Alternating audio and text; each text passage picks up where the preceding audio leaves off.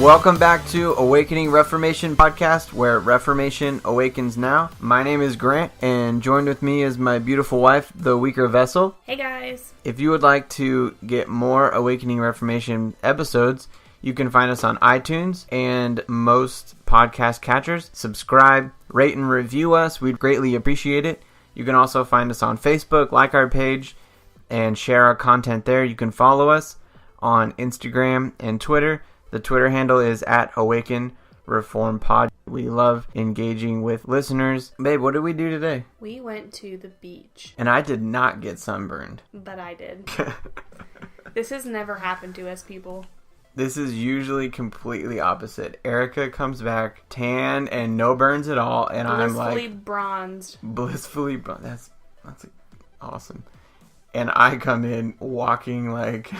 a lobster. I'm a walking lobster. And this time I stayed under the umbrella and kept up on the sunscreen. I don't know. You are toasty. I don't know if it's because my skin has not seen the light of day since like September. But like my Jewish skin does not burn. I know. It's like just ever. Weird. So I came back from the beach today, and I am, like, as red as can be, y'all. It's bad. You will survive. But here's the thing. This is the difference. If I was burned like that, I would be in excruciating pain for a few days, and it would peel, and I would end up as white as I was at the beginning. At least for you, you may peel or something, but you just turn brown. You just tan after it. Yeah, I don't really peel. The burn just turns to... like a beautiful bronze. It does. So I will get my blissful bronze. It will just take a few extra days. Yeah, and I'm always jealous because that does not happen to this Dutch boy skin ever. Well, like I literally was in the sun like a tenth of what you were today, and I still like... I'm just happy the kids didn't get sunburned. That's true too. I was a good mom and put sunscreen on them. You're a great mom and put a lot of sunscreen on them because that's sad. It is very sad. Although Eddie tans like you do.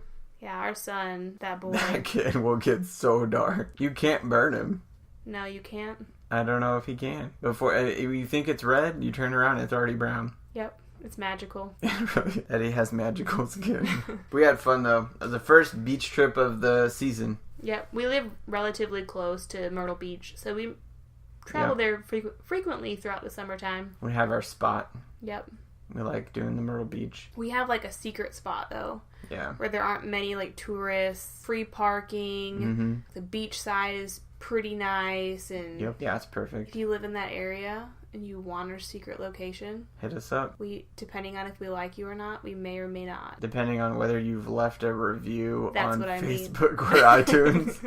Have invited all your Facebook friends to like our page. Those sorts of things. We'll share our spot with you. Are we selling our spot? Anyway, what's our topic for tonight? So tonight we're going to talk about our self. So what we mean by this is what the culture pushes when they talk about things like self-esteem, self-actualization, which I don't know if people use that a lot anymore, but it's still the sophisticated crowd probably does. Maybe. But the self-love culture, our selfie culture that we're in, the love me culture that we're in, the I need to forgive myself culture that we're in here. We're going to talk about that tonight. Self-centered. Yeah, just completely self-centered. So what does the Bible have to say about it? Does it say anything about it? So first off, we're Reformed. And we have to start there. It's true. We're obviously coming at this. We got to start with the T. Believing in the T of tulip of total depravity. So if we're Reformed, that means we hold to the doctrines of grace. Right. That means we'd hold to the acronym TULIP.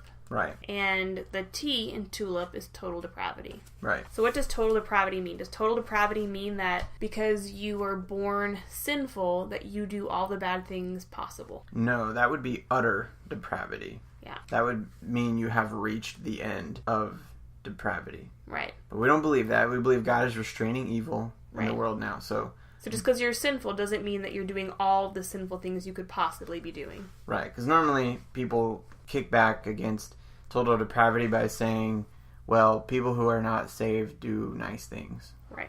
So we say, okay, well, that's not what we mean. That would be utter depravity. Right. We would say being totally depraved, that the sinful corruption that we were born into is so deep and so strong that it made us slaves and morally unable to overcome that rebellion and that blindness that we were born into. So we are unable to save ourselves from ourselves, and that inability is total. And the other meaning of total is that it encompasses everything about your being. Yep. And actually the world itself too.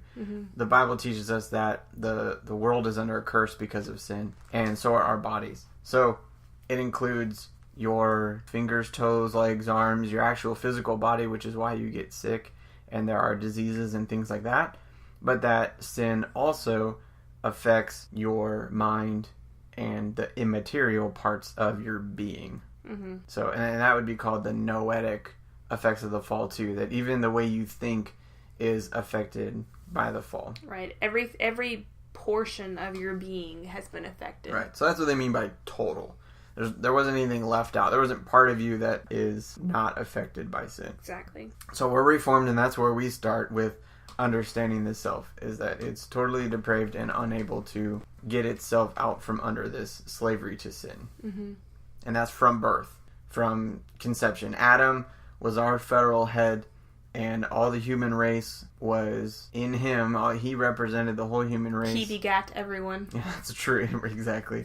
So when he sinned, the whole human race fell under sin along with him. So, and Romans 5 teaches this fairly clear. So you can go there for that. But you have to start there because you have to first rightly understand the self. Yeah, exactly. And this helped me understand passages where Paul in Romans 1 is saying, you are this way. Sin wasn't just something like I stumbled and did. Like, it was who I was. It was your nature. It's who I am. It's my nature. You are this. You are a gossip. You are a liar. You are a... Right. It's like a big list. You're not a good person who lies sometimes. Exactly. You're just a liar because you're a sinner. Yep. So you're a sinner who lies. So for the culture then that would say that you should love yourself, that you should esteem yourself, that you should focus on yourself before you focus on other people. Oh my God. You hear that one all the time, that you have to first take care of yourself. Right. I mean, to some extent that's true. Like, if you haven't fed yourself in 3 years, you might want to pick up a fork. Tim Keller, in a little book he wrote, what's it called? It's called The Freedom of Self-Forgetfulness. It's a very short little pamphlet-like book. I mean, it's not very large. But one thing that he talks about, which is very helpful when you're understanding what self-forgetfulness is and trying to understand like a biblical framework for the self. His quote from The Freedom of Self-Forgetfulness is, "Because the essence of gospel humility is not thinking more of myself or thinking less of myself. It is thinking of myself less. Gospel humility is not needing to think about myself, not needing to connect things with myself. It is an end to the thoughts such as, I'm in this room with these people. Does that make me look good? Do I want to be here? True gospel humility means I stop connecting every experience, every conversation with myself. In fact, I stop thinking about myself. The freedom of self-forgetfulness, the blessed rest that only self-forgetfulness brings." And this is why. This is the reasoning why that self-forgetfulness is such a blessed place to be. Because if you think about yourself less, it means you're not making yourself into a god. You're not turning your self-pleasure, your self-worth, and all these things. You're not banking on those things anymore. And he says in another part of the book that if you try to put anything in the middle of a place that was originally made for God, it's going to be too small. It's going to rattle around in there. That's really good. So when we focus on ourselves, and we focus on our self-worth or our self-esteem or gaining attention from posting another selfie, we get some kind of high from that, that we're being accepted and loved and liked. What he's essentially saying is that you're taking that feeling, that emotion, that validation that you're getting, that affirmation, and you're turning it into a god. Yeah. And eventually that's just going to rattle around in a place that only God can come in and fully take over. It's going to cause a constant catastrophe. Right. That's why if the selfie didn't have as many likes as the last one, kind of makes you sad. Or as soon as you get like a little ding notification on your phone, you have to quick check and see who it is that did validate you. Because it's not even just so much that you can post a selfie and you get, 50 likes from strangers. Well, that's better than nothing.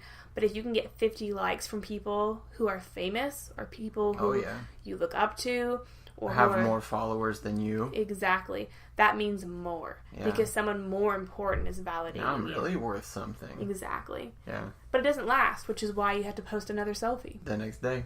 The very next day. I like that. Let me do it again. It felt really good for a minute. I felt important and worth something. Yeah. This culture, social media is built knowing that our sin nature feeds on this. Mm-hmm. Mark Zuckerberg would actually claim that he has kind of made social media particularly for the narcissist. Yeah, exactly. The one thing I'm thinking of with culture of self-esteem that we need to lift the self up when we read the Bible. So if we want to think biblically and transform our minds by the teaching of Scripture, if you read what the self is, right, and you believe the Bible, anyone telling you need to have more self-esteem, you should be like, are you nuts? We read this, we need to run from what the self is. Psalm 5:9 says, "For there is no truth in their mouth. Their innermost self is destruction." So if we believe the Bible and what it has to say about reality and about the self, we're not going to lift that up. Let's lift up destruction. Let's esteem the destructive self inside me. Mm-hmm. Jeremiah 17:9 talks about the heart being deceitful and wicked. Above all else, who can know it? This is not something we need to embrace and love more. This is something that Jesus told us to die to. Mm-hmm. Yeah, we're supposed to die to ourselves. Yeah, I think what Keller said was so good about it's not about self-loathing. Right. It's not about it's not about thinking less of yourself. Like, you shouldn't just be like, oh, I'm a piece of dirt, just walking around, not doing anything, I'm not worth anything, because we know that's not true. We know that we were created, in the Imago Dei, we're created in God's image. We do have value and worth because we're human. Right. So to just think less of yourself isn't right, but to think more highly of yourself is not right either. So what he says is so profound, because he's not saying, like, just think more often about how horrible you are. Right. He's not saying that. What he's saying is, it's just thinking less of yourself. Because now you're not trying to please yourself. You're not trying to focus on making yourself look good or look impressive to other people. Or he's saying, think about other people. Yeah. And that's, the compliment deflectors. That's part of that attitude too. Oh, no, I'm not. Oh, stop it. That's, when you try to compliment someone and they just retreat to like self-loathing. Yeah. But it's just thinking about you less and others more. Right. Well, to think about yourself rightly, to say, yes, I do have innate value and worth because I was created in the image of God, but I also am flawed in a sense because my image does not perfectly portray God because I'm sinful and marred. Mm-hmm. So let me tell you about the gospel. Let me tell you about what Jesus did for me. Mm-hmm. That's where you go to Galatians 2:20 and you say, I've been crucified with Christ. It is no longer I who live, but it's Christ who lives in me. In the life I now live in the flesh, I live by faith in the Son of God who loved me and gave himself for me. If I'm going to promote something about myself, it should be Christ who lives in me. 1 Corinthians 6 talks about those who have been saved, and Paul tells them, and such were some of you, talking about all the different sins, but talking about that old self and things characteristic of that, and you were washed, you were sanctified, and were justified in the name of the Lord Jesus. Your stance and your position in life now has changed and are now freed from this slavery of that self that is destructive. You are freed and given a new power by Christ living in you, just like Erica said in Galatians 2:20, to live in a way so you can crucify the flesh. You can put those things to death. Just as Christ died on the cross, and if you are united with him, you have died to your sin too. Right. And having been united with him in your death, you were also united with him in his resurrection, so that you can walk in newness of life. Right. So that's where the gospel really comes in and obliterates this self-esteem, self-actualization.